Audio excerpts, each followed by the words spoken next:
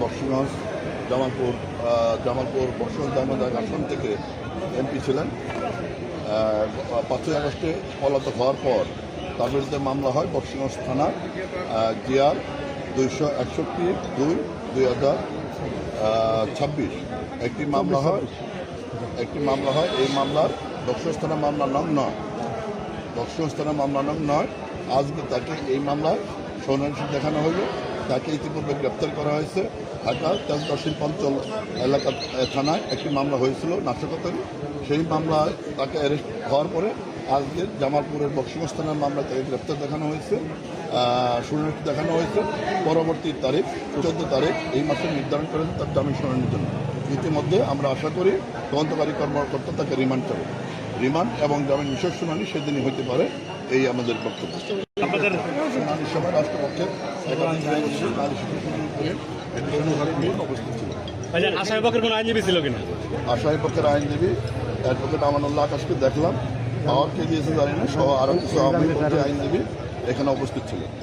Thank you. Noor Mohammad Bakshiganj Jamalpur Bakshiganj Damodar আসন থেকে MP ছিলেন।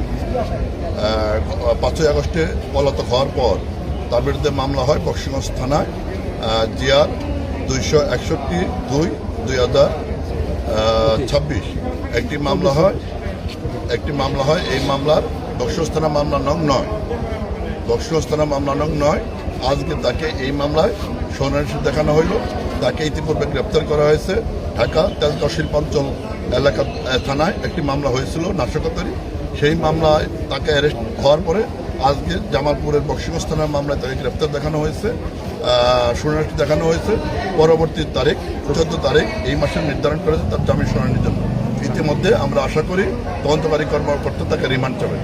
রিমান্ড এবং জামিন বিশেষ শুনানি সেদিনই হইতে পারে, এই আমাদের বক্তব্য।